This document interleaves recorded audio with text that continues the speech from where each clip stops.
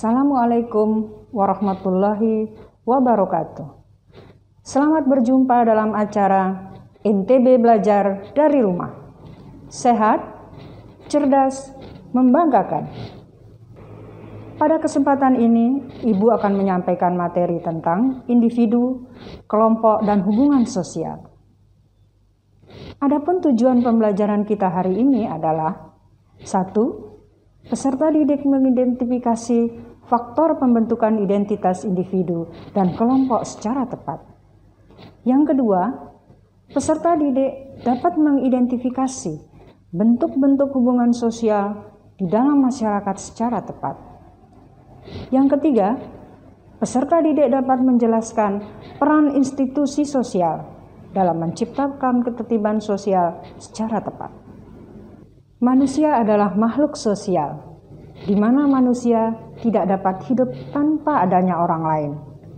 Hal ini mengindikasikan dalam diri setiap individu terdapat keinginan sekaligus kebutuhan untuk menjalankan kehidupan bersama individu yang lain dan menciptakan suatu hubungan sosial. Tapi tahukah kalian apa pengertian individu, kelompok, dan hubungan sosial? Individu dan kelompok. 1. Pembentukan identitas individu. 2. Pembentukan identitas kelompok. 1. Pembentukan identitas individu. Identitas adalah ciri yang melekat pada diri seseorang dan bersifat khas. Identitas dapat berupa nama, tempat dan tanggal lahir, jenis kelamin, status perkawinan, serta pekerjaan. Sedangkan individu merupakan subjek atau perseorangan yang memiliki daya pikir, kehendak, keinginan, rasa kebebasan, dan berkegiatan. Baiklah, kita akan masuk pada materi faktor pembentuk kepribadian. Apakah faktor pembentuk kepribadian itu? 1. Faktor biologis. Faktor biologis dianggap memberikan kontribusi pada pembentukan kepribadian, khususnya berhubungan dengan keturunan. Contohnya, jika seorang anak tentara yang tegas, keras, dan disiplin membuat para tetangga tidak heran, mereka langsung berpikir, itu karena pengaruh dari orang tuanya. Yang kedua adalah faktor geografis. Bisa dilihat perbedaan kepribadian individu atau kelompok masyarakat yang tinggal di lokasi dengan karakteristik yang berlainan. Contohnya kalian yang tinggal di pesisir jauh lebih terbuka ketimbang masyarakat yang tinggal di pedalaman. Yang ketiga adalah faktor psikologis. Adanya pengalaman unik yang dialami seseorang akan mempengaruhi kondisi emosional dan mental individu, sehingga membentuk kepribadian. Pengalaman unik tersebut bisa positif atau negatif. Contohnya jika kalian mengalami trauma, naik motor sendirian, kemudian bertemu dengan begal, itu akan merubah kepribadian kalian menjadi lebih pendiam karena selalu diselimuti rasa takut. Faktor keempat, yaitu faktor budaya. Kegiatan sehari-hari yang membentuk suatu kultur dapat mempengaruhi kepribadian individu. Contohnya, masyarakat Minangkabau yang suka merantau dan berdagang membentuk kepribadian orang Minangkabau untuk terbuka pada orang-orang yang baru ditemui. Faktor kelima yaitu faktor sosial. Yang mana faktor sosial? Faktor sosial adalah pengalaman-pengalaman di dalam pergaulan. Pergaulan tidak hanya dengan teman, tetapi seperti kalian punya Facebook, kalian juga bisa menonton film, membaca buku, dan memiliki website. Bagaimana? Apakah kalian sudah memahami? Kita lanjutkan dengan tahapan sosialisasi yang dialami setiap individu. Tahap pertama adalah tahap persiapan atau preparatory stage, yaitu tahap di mana anak-anak mempersiapkan diri mereka untuk memasuki dunia sosialnya. Tahapan kedua adalah tahap meniru atau play stage. Tahap meniru adalah tahap di mana seseorang mulai meniru gaya dan perilaku orang dewasa. Tahap ketiga adalah tahap siap bertindak atau game stage. Pada tahap ini, peniruan sudah tidak ada lagi, sudah mulai berkurang. Tetapi seseorang sudah mulai memahami dirinya dan lingkungannya. Dan tahap terakhir adalah tahap penerimaan norma kolektif atau tahap dewasa. Bagaimana anak-anak? Apakah kalian masih bersemangat? Mari kita lanjutkan dengan pembahasan berikutnya, yaitu pembentukan identitas kelompok. Menurut pemahaman kalian, apakah yang dimaksud dengan kelompok? Kelompok merupakan sekumpulan individu yang berada di suatu tempat dan terbentuk atas dasar latar belakang serta tujuan tertentu. Lantas, apakah yang dimaksud dengan identitas kelompok? Identitas kelompok merupakan identitas individu yang muncul akibat adanya hubungan dirinya dengan kelompok tertentu. Dampaknya ialah muncul identitas kelompok yang tidak hanya memenuhi kebutuhan pribadi, tetapi juga kebutuhan kelompok. Kita lanjutkan dengan materi hubungan sosial. Apakah hubungan sosial itu? Hubungan sosial adalah interaksi dan komunikasi yang dilakukan oleh individu dan kelompok dengan tujuan tertentu. Sifat dari hubungan sosial.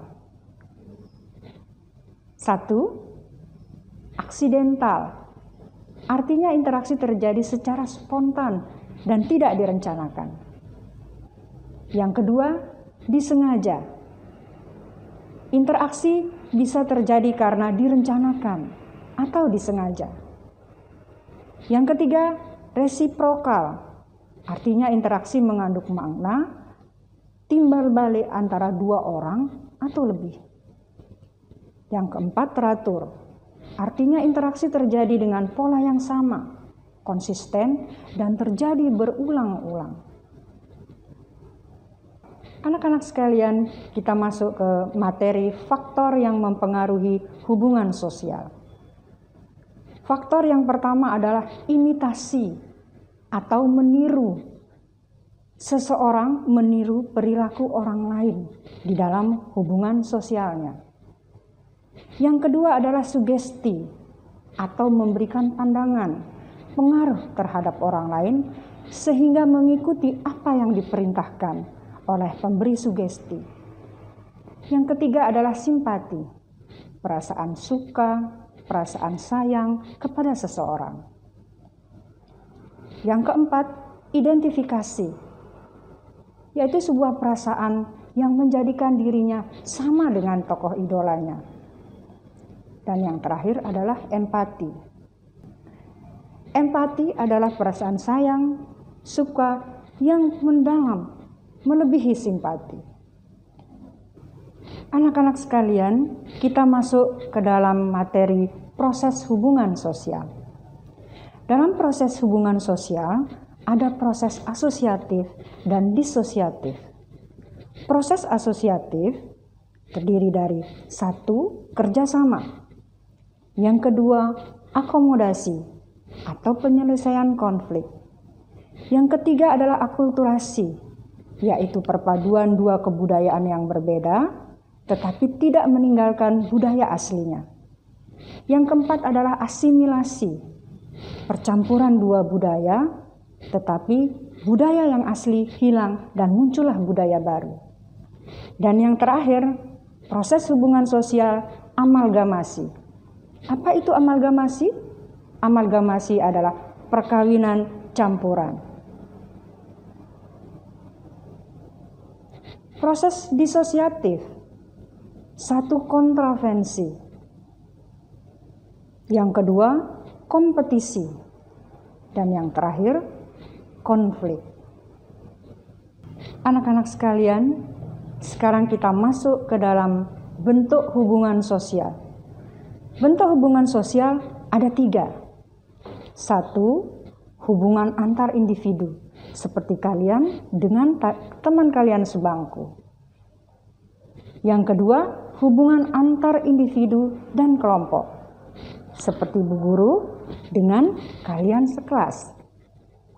Dan yang ketiga adalah hubungan antar kelompok dengan kelompok lain.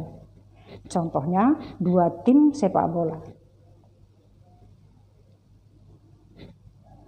Materi yang terakhir adalah institusi sosial untuk menciptakan ketertiban sosial. Apakah institusi sosial? Institusi sosial sebagai norma-norma, aturan-aturan, pola-pola organisasi yang dikembangkan di sekitar kebutuhan-kebutuhan atau masalah-masalah pokok yang terkait dengan pengalaman masyarakat. Institusi merujuk pada upaya masyarakat untuk memenuhi kebutuhan atau untuk mengatasi masalah. Fungsi institusi sosial. 1.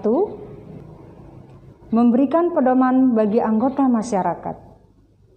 Kedua, menjaga keutuhan masyarakat. Ketiga, memberikan pegangan kepada masyarakat dalam pengendalian sosial. Dan yang terakhir, meningkatkan solidaritas masyarakat. Anak-anak sekalian, kita sampai pada kesimpulan materi. Kesimpulan kita hari ini adalah 1. Hubungan sosial adalah hubungan timbal balik antar anggota dalam kehidupan manusia. Proses hubungan timbal balik tersebut dinamakan proses sosial. Yang kedua, pendorong terjadinya hubungan sosial adalah adanya naluri untuk hidup berkelompok dengan orang lain dan juga kebutuhan manusia yang terbatas sehingga membutuhkan bantuan orang lain. Yang ketiga, hubungan atau interaksi sosial tidak selamanya mengarah ke hubungan asosiatif atau selaras, tetapi sering juga mengarah ke hubungan disosiatif atau pertentangan. Demikian pembelajaran kita pada hari ini. Kalian juga dapat menyaksikan tayangan materi ini pada laman berikut. Semoga anak-anak selalu sehat dan ingat untuk menerapkan protokol kesehatan seperti mencuci tangan, menggunakan masker, menjaga jarak, dan berdoa. Sampai jumpa.